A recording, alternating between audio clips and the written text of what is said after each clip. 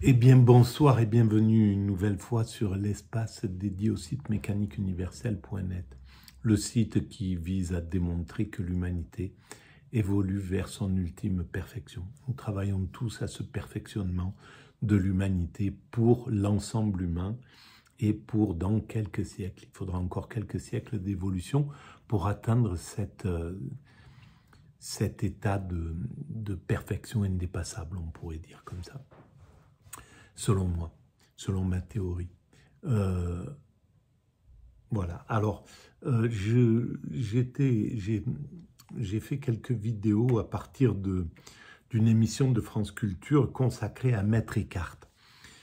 Et là, ça sera la 3e vidéo et je voudrais prolonger. Donc, je prends appui sur cette émission, Les chemins de la philosophie, et puis ça me permet de préciser un peu le travail que je fais et cette idée d'évolution vers la perfection. Parce qu'en fait, la perfection dont je parle, elle est évidemment technique, c'est une sorte, on crée un paradis pour les futurs descendants, mais le fond, c'est atteindre l'extase facile pour chaque être humain. L'extase, le nirvana, l'éveil, peu importe comment on appelle cet état sublime, mais c'est très difficile pour l'homme constructeur que nous sommes, pour les hommes constructeurs que nous sommes. Nous sommes les hommes constructeurs de cette perfection, et donc nous n'avons pas accès à l'extase. Nous avons accès au petit bonheur, au plaisir surtout. Mais l'extase, elle est très compliquée. On peut y accéder d'abord par accident, hein, comme ça a été mon cas. J'ai fait cette expérience extatique, mais c'était accidentel. Je ne savais pas ce qui m'arrivait du tout. Par contre, ceux qui cherchent à atteindre cet état, comme les moines zen, les soufis, je ne sais pas, bon, voilà, tous les expérimentateurs de cet état de nirvana, de cet état d'extase, eh ben, pour eux, c'est compliqué. C'est pas quelque chose qui se fait facilement. Il faut domestiquer l'ego, il faut anéantir justement cet ego, il faut travailler sur soi, maîtriser ses pulsions. Enfin, c'est un travail extrêmement costaud. Il faut être un héros pour parvenir à atteindre cet état de façon simple. Alors, donc voilà, ça c'est important parce que Maître Eckhart, il y a quelque chose qui parle avec ça, avec cet état d'extase qui pour moi est la fusion, la rencontre avec le divin, la fusion avec le divin, l'incarnation du divin en soi, en fait, l'osmose, voilà. Eh bien, je lance cet audio. Comment les deux univers, malgré tout, s'organisent. Il faudrait distinguer entre l'idée de création et d'incarnation d'un côté et l'idée d'émanation, donc création-incarnation dans le christianisme et émanation dans le néoplatonisme. La grande différence, c'est que dans l'émanation, l'un reste en lui-même. Il reste c'est le préservé, divin. Et c'est l'essence. C'est une sorte de puissance qui jaillit comme une source et qui constitue une réalité comme des vases dans une fontaine qui se rempliraient les uns à la suite des autres. L'idée d'incarnation est d'une certaine façon plus radicale parce que c'est Dieu lui-même qui descend. C'est Dieu lui-même qui se fait homme. Et l'idée donc que Dieu puisse, par lui-même, assumer l'humanité, cela serait un scandale absolu pour un penseur grec néoplatonicien, et Plotin s'y serait radicalement opposé. Et pourtant, justement, Maître Eckhart va choisir cette voie. En fait, voilà pourquoi je parle de cet état d'extase vers lequel nous allons. En fait, et pourquoi je parle d'osmose? Parce que l'osmose, c'est la fusion des choses entre elles. On connaît plusieurs principes dans l'évolution, dans la vie, le vivant. Déjà, les premières cellules connaissent ce type d'interaction. Il y a le neutralisme, deux cellules n'ont aucune, passent les unes à côté des autres, mais elles n'ont aucune interaction. L'antagonisme, une envoie quelque chose de négatif à l'autre, ou l'autre, enfin, ou les deux. Le commensalisme, une envoie quelque chose de positif à l'autre qui l'aide, etc. La symbiose, les deux s'envoient quelque chose de positif et donc sont en harmonie, en somme, à deux. Mais c'est deux choses différentes. Et l'osmose, c'est la fusion qui rentre dans cela. Alors, l'humanité connaît toutes ces étapes-là. On sait, on est parfois, voilà, le neutralisme avec les gens qui vivent dans mon village. Il y a plein de gens, je les croise, je leur dis bonjour, même pas, ou voilà, on est dans le neutralisme. L'antagonisme, il y a des voisins qui sont en antagonisme avec d'autres voisins. On connaît ça. Et puis il y a la guerre entre, voilà, deux nations. Les Russes et les Américains sont en guerre en Ukraine, par exemple. Voilà, ben, c'est l'antagonisme. Donc, le commensalisme, eh ben, c'est ceux qui font du bien aux gens, et puis ils attendent rien en retour, en fait. Ils le font parce que c'est leur désir, c'est l'armée du salut, le secours catholique, je sais pas, voilà, tout un tas de choses comme ça. La symbiose, eh ben, c'est ce qu'on connaît entre des nations, par exemple, où on envoie des étudiants à l'étranger, des étudiants viennent en Europe, etc. Il y a une sorte de symbiose qui se fait. Puis on sait qu'on peut travailler en symbiose avec, dans certains cas. Et l'osmose, ben, ça concerne uniquement la fusion avec le divin. C'est-à-dire que là, l'extase permet de rentrer en fusion avec... C'est le divin qui prend possession de soi. Je vous renvoie aux 2 ou 3 autres vidéos que j'ai fait à partir de ces vidéos-là. C'est les vidéos juste précédentes.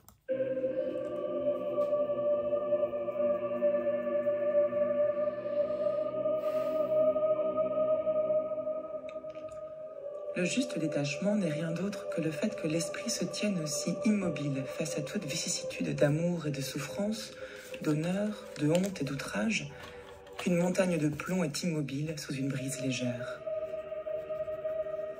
Ce détachement immobile amène l'homme à la plus grande égalité avec Dieu. Car que Dieu soit Dieu, il le tient de son détachement immobile, et c'est du détachement qu'il tient sa limpidité et sa simplicité. Détachement immobile.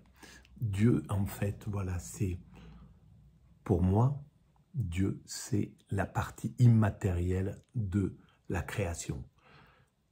Les particules élémentaires immatérielles, le boson de Higgs, le quark, peu importe comment on va appeler cette partie-là, c'est ce qui constitue la matière, ce qui l'anime, ce qui la tient, ce qui fait que un atome, les électrons ne tombent pas et qu'ils tournent autour du noyau et qui constitue l'apparence de ce qu'on voit, la réalité telle qu'on la voit, qui est une illusion puisque au final c'est de l'immatérialité. Quand les physiciens analysent l'atome, ben ils arrivent à que de l'énergie, c'est plus du tout de la matière. Il n'y a pas de matière derrière. Donc, c'est une illusion qui a été créée par Dieu pour s'incarner, pour s'incarner. Et l'homme, à travers l'extase, peut l'incarner totalement. On l'incarne dans la vie ordinaire. Là, je suis dans un état de conscience ordinaire. Et dans cet état de conscience ordinaire, ah ben tiens, je peux arriver à maîtriser ce flou de parole, je ne sais pas le faire. Hein. Ça demande beaucoup d'énergie pour moi pour maîtriser ça. Ça me dresse les cheveux sur la tête, tellement c'est pas ma nature. Et donc, je peux perdre le flux, Voilà, ben oui, d'ailleurs. Donc, Dieu, il s'incarne dans cette création, il s'incarne dans cette création. Non, j'y arrive pas. Oh purée, ça m'a fait un drôle de truc, là. Ça m'a bouleversé. Ça m'a angoissé à fond. Donc, Dieu, voilà, il s'incarne. Là, par exemple, dans l'état de conscience ordinaire, je suis constitué de ces particules élémentaires, comme n'importe quoi, comme le tissu qui est derrière, l'air qui est ambiant, voilà, la porte du truc, etc., etc. Donc, mais tout ça, c'est l'incarnation. Mais on n'est pas animé par, on n'est pas en fusion, on n'est pas en osmose avec l'essence. On est en osmose avec la réalité illusoire, avec l'illusion. On est là, mon état d'esprit dans cette incarné dans la conscience ordinaire, il est en relation avec les choses, avec la réalité apparente. Et donc je crois à cette réalité apparente, je suis en contact avec elle et c'est avec elle que je suis plus ou moins en contact, correct, positif, agréable, désagréable, je sais pas moi, si je perds tout ce que j'ai écrit sur Internet, ça va être très désagréable la réalité. Mais si je fais un petit repas agréable, doux, et que je prends une bonne tisane pour être peinard, ben ça va être agréable, etc., etc.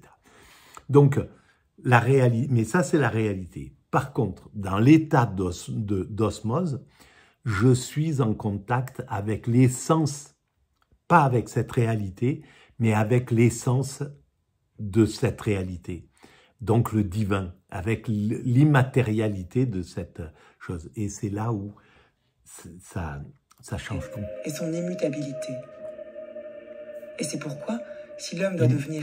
Immutabilité. Donc là, cette essence, elle est immuable. Elle ne bouge pas. C'est l'immatériel qui constitue la matière. La matière, elle bouge. Elle change, les choses se dégradent, etc. Tout est mouvant. Moi, j'avance dans le temps, je vais vers la fin de mon existence, etc., etc. Donc, tout est mouvant dans la vie ordinaire, quoi, hein, dans la réalité ordinaire. Par contre, le divin, il est immuable. Il est là, il est complètement détaché cette immatérialité. Elle est détachée, l'essence de cette immatérialité, elle est détachée de l'apparence des choses, de ce qu'elle construit en tant qu'apparence. Et donc, elle est hors du temps et hors de l'espace. Et quand on est dans l'état d'extase, on est hors du temps. Je l'explique pourquoi sur d'autres vidéos. Pourquoi? Parce qu'on est posé dans l'immédiat absolu. Et l'immédiat, c'est l'immédiat qui continue tout le temps. On n'a plus de référence avec le passé, plus de référence avec l'avenir, on ne se projette plus dans l'avenir. Ce qui va se passer dans 1 minute ou dans 5 minutes ou dans 3 minutes, le cerveau ne l'anticipe pas. Il est posé sur le présent et donc il n'est plus dans le temps. Et le temps, c'est quand le cerveau, il a des souvenirs de trucs et puis qu'il sait que tout à l'heure il doit faire ça, après il doit aller faire ci, puis demain il doit faire ça. Là, il est dans le temps et donc on n'est pas dans la contemplation de l'instant présent. Voilà. Et dans la contemplation de l'instant présent, on est dans cet état d'extase et c'est un état d'amour absolu. Parce qu'on est au contact, on est en fusion, en osmose avec le divin dans son essence. Égal à Dieu, pour autant qu'une créature puisse avoir égalité avec Dieu, il faut que cela se fasse par détachement. C'est lui qui mène alors l'homme à limpidité, et de la limpidité à simplicité, et de la simplicité à immutabilité. Et ce sont ces choses qui amènent une égalité entre Dieu et l'homme. Exactement. Immutabilité. Et puis, on est dans cette égalité. Ça dit tout, en fait. Si on écoute bien ce qui a été dit là, on va le réécouter. Il le tient de son détachement immobile, et c'est du détachement qu'il tient sa limpidité, et sa simplicité, et son immutabilité. La simplicité, c'est exactement ce qu'on est dans l'état d'extase, c'est la naïveté, la simplicité, la pureté, l'esprit d'une limpidité absolue, parce que il n'y a que du divin, il n'y a plus d'ego dans l'esprit. On est dans une limpidité absolue. Et c'est pourquoi, si l'homme doit devenir égal à Dieu, pour autant qu'une créature puisse avoir égalité avec Dieu, il faut que cela se fasse par détachement. C'est lui qui mène alors l'homme à limpidité, et de la limpidité à simplicité, et de la simplicité à immutabilité. Et ce sont ces choses qui amènent une égalité entre Dieu et l'homme. Et il est mieux que cette égalité advienne par grâce, car la grâce tire l'homme de toute chose temporelle et le purifie de toute chose éphémère. Voilà, alors la grâce, c'est un des moyens d'atteindre ça. Mais c'est l'accident, c'est ce qui s'est passé pour moi. Je ne l'appelle pas la grâce parce que je suis matérialiste, plus ou moins. J'aime pas employer des termes religieux, mais c'est la grâce qui s'est passée. Je suis passé d'un instant à un autre, je suis tombé dans cet état d'extase, je ne savais pas du tout ce qui se passait. Mon apparence ne bougeait pas. J'étais tout le temps j'ai vécu cette semaine comme presque pas ordinaire, parce que j'étais à un rythme complètement lent, une sérénité absolue, alors que je suis l'inverse de ça. Enfin bref, j'avais peur de rien, j'étais dans une confiance absolue en la vie. J'étais l'opposé de ce que je suis globalement, naturellement. Et ça s'est fait comme ça, et ça c'est la grâce. Alors là, la grâce, je pense qu'il a vécu cette grâce. Mais la grâce, c'est aussi ce qu'a sans doute vécu, je crois que est-ce que c'est Simone Weil ou c'est Hannah Arendt, je ne sais pas, une des deux qui dit la splendeur et la grâce. Elle a vécu cet état. Pascal a vécu cet état, Platon a vécu cet état, Jean-Jacques Rousseau a sans doute vécu cet état, Hegel a vraisemblablement vécu cet état. Je pense que Spinoza a vécu cet état, parce que dans leurs écrits, c'est ça. Les écrits de Maître Eckhart, ça veut dire qu'il a vécu cet état. Les écrits qui sont là-bas, qui sont l'anthologie du soufisme, tous ces soufis qui ont écrit sur l'extase, ils ont vécu cet état et ils le relatent. Et tu dois savoir, être vide de toute créature, c'est être plein de Dieu. Être vide de toute créature, ça veut dire avoir l'esprit vide de soi-même, de l'ego, de notre ego, de la créature que nous sommes, donc, mais en termes égaux. Eh bien, être vide de ça, c'est être l'équivalent du divin, parce que c'est le divin qui prend possession de notre esprit et qui vit à travers nous. Donc on est juste le réceptacle de cette chose-là. Ça n'empêche pas qu'on dit bonjour, qu'on sourit, qu'on peut prendre les gens dans les bras, qu'on a une vie simplement, il n'y a plus l'ego on ne sera pas en compétition, on sera pas en... L'autre, c'est qu'une somme d'amour dans nos relations. Et être plein de toute créature, c'est être vide de Dieu. Voilà. Être plein de toute créature, c'est-à-dire être plein de ce que je suis, c'est-à-dire un homme, un tel genre, telle grandeur, tel poids, tel niveau culturel, tel nom de famille, telle position géographique en France, etc. Tout ça, c'est des constructions. Quand on était des primates naturels, on n'aurait pas eu besoin de dire « j'habite dans tel village, à tel endroit ». C'est tout, ils ne se posent pas la question et pourtant ils vivent. Ils vivent exactement comme on vivait nous à notre origine. Donc, enlever cet individu, c'est enlever l'ego, c'est ce qui attend l'humanité. Pour l'instant, on ne peut pas le faire. C'est juste, on peut l'expérimenter accidentellement comme ça, mais c'est pas ce qu'on doit chercher. Et d'ailleurs, c'est là où c'est très intéressant, c'est que le christianisme préconisait d'atteindre la béatitude, l'extase, de dire, voilà, conduisez-vous comme ça, etc. Et le judaïsme, par contre, disait, non, ça, c'est pas pour nous encore, c'est pas maintenant. Nous, l'homme a du boulot, il doit faire ça, il doit faire évoluer l'humanité. Enfin, ils ont la conscience de la réalité en définitive. Le christianisme a voulu aller au-delà de ça et donc brimer les pulsions humaines, etc.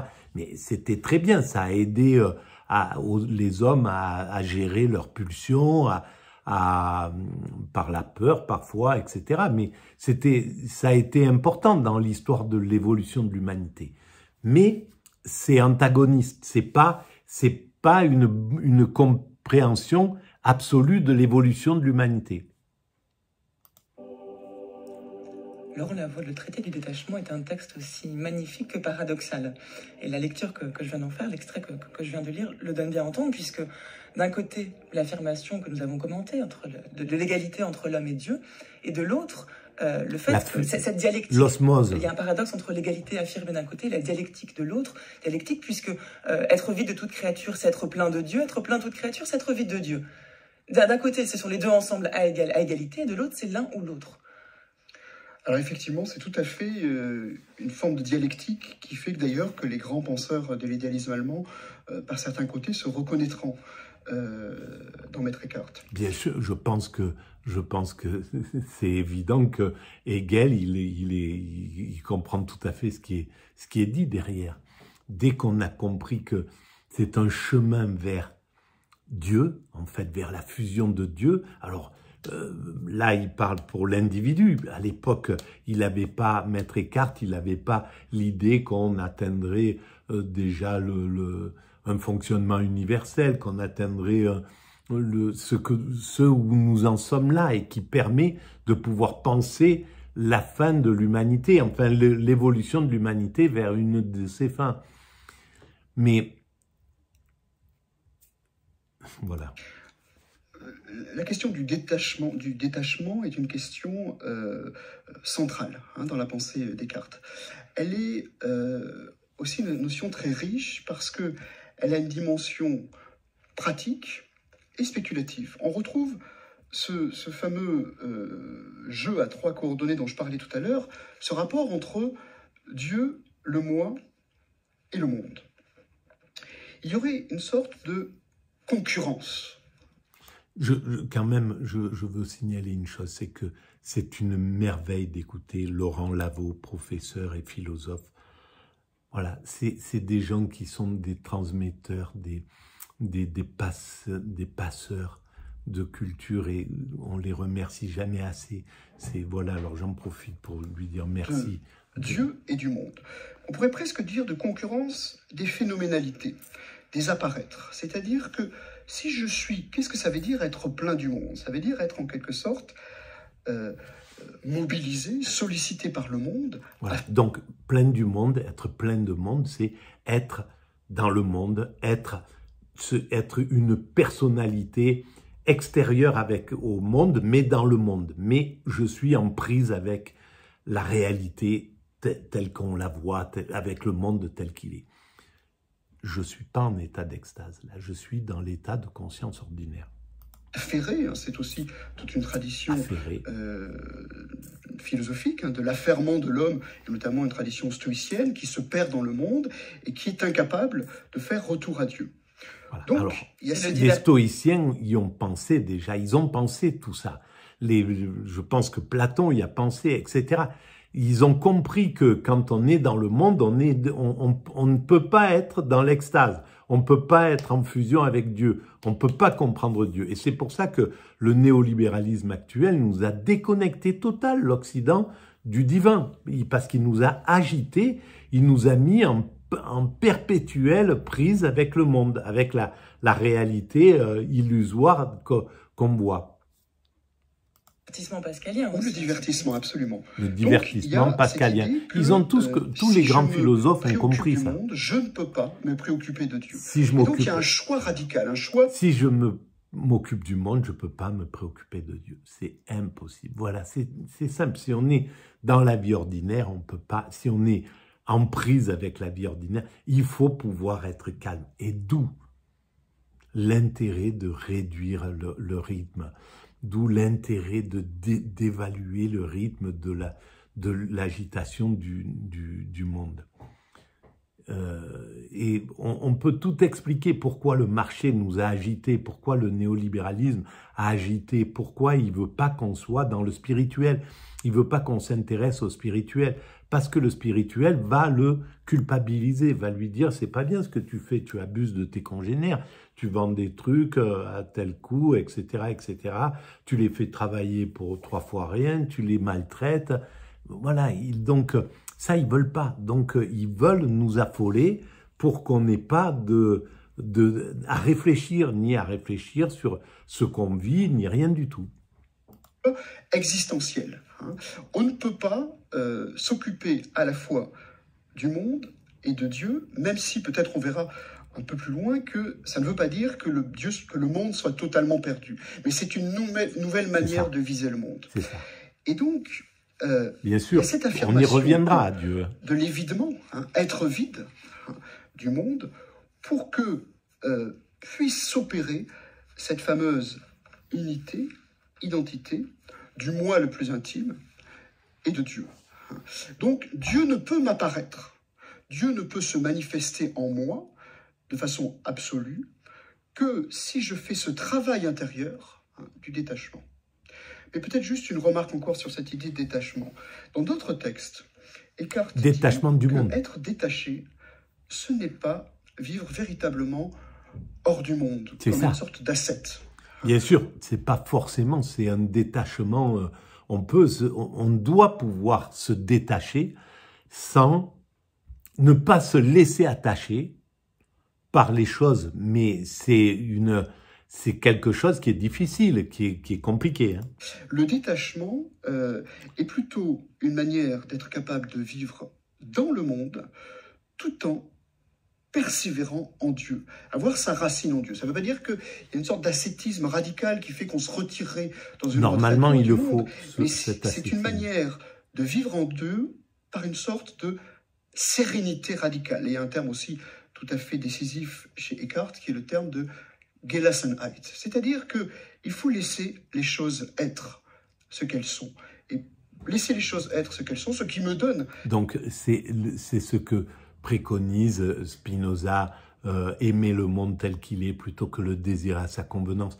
C'est avoir le recul, accepter les choses. Et donc, dans cet état-là, évidemment, on se rapproche de cette sérénité. Et on peut toucher le divin, mais on ne le touche pas à travers l'extase. L'extase, c'est un mouvement beaucoup plus haut que ça. C'est-à-dire que c'est la rupture avec l'ego, avec le soi, avec ce qu'on pense de soi, avec la pensée, avec la réflexion. Il n'y a plus du tout de possibilité de travailler, d'agir, parce qu'il faut se projeter, il faut anticiper pour demain, pour tout à l'heure, pour etc. On ne peut pas être dans les deux. Les deux états ne sont pas du tout juxtaposables. L'état d'extase, il y a plus de construction. On ne peut pas construire avec l'extase. C'est pas possible. On est dans l'extase et on est en osmose avec le divin. C'est tout. Mais on n'est plus du tout actif pour créer. C'est pour ça que cet état, il concerne l'humanité quand elle aura atteint sa perfection. Avant, c'est pas possible que l'humanité atteigne cet état, parce qu'elle doit construire, donc anticiper, qu'est-ce qu'on fait demain, comment, etc. Tout ce qu'on construit, eh ben, si tu construis un pont, si tu construis une maison, un truc, n'importe quoi, ben il faut penser demain, après-demain, 1 mois, 2 mois, etc. Donc, on n'est pas dans le présent, là, c'est pas possible.